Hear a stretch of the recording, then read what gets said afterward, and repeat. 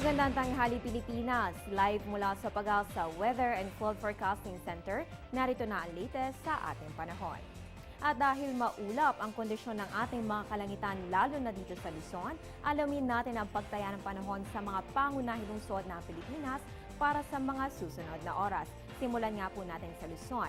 Mataas na ang 25 to 34 degrees Celsius sa Maylawag City, habang mababa naman sa Baguio City na may 16 to 24 degrees Celsius. Punta naman po tayo ng Visayas. Mataas na sa Metro Cebu na may 25 to 32 degrees Celsius, habang mababa na ang 25 to 30 degrees Celsius sa may Tacloban. At sa Mindanao, mababa na po sa may Cagayan de Oro na may 23 to 32 degrees Celsius, habang mataas na ang 24 to 32 degrees Celsius sa may Zamboanga City at Metro Davao. Kung saan po maaaring mainit pero asahan pa rin po ang mga isolated thunderstorms pagsapit ng hapon o gabi. Kaya ang payong ay dalhin bilang panangga sa init ng araw o mga posibleng pag-ulan. Magbabalik ang ating ulat panahon makalipas ng isang paalala. Air 21, sagot ko ang padala mo. Talaga lang ha?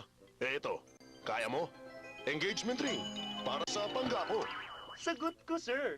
Siguradong makakarating kagad sa pangga nyo. Pangga ko! Talaga ha? Ito, kaya mo? Ha? Sagot ko, sir. Kahit ano, kahit paano. Air 21, sagot ko ang padala mo. Mga kababayan, sa ating mga ulat panahon, parati natin nababanggit ang terminong PAR o Philippine Area of Responsibility. Ano nga ba ito? Alamin yan sa napapanahong kaalaman.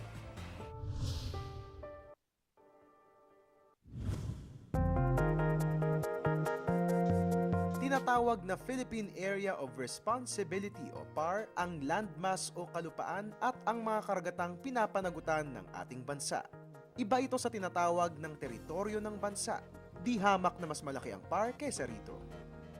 Ayon sa Philippine Atmospheric Geophysical Astronomical Services Administration o PAGASA, ang buong Philippine Area of Responsibility ay may kabuuang sukat na 4,497,165 square kilometers.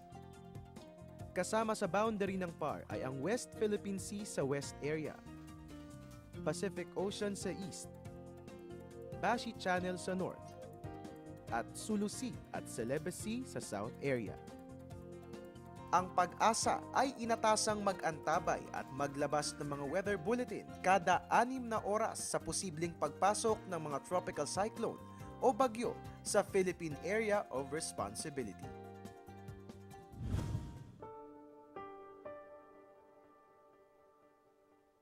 Ang programang ito ay hatid sa inyo ng Air 21.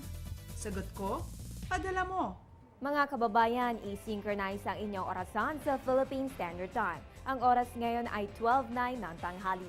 Ang time check na ito ay hatid sa inyo ng Panahon TV Express, kung saan walang pinipiling panahon ang pagbibigay impormasyon. Ako po ang inyong weather girl April Enerio. Magandang tanghali.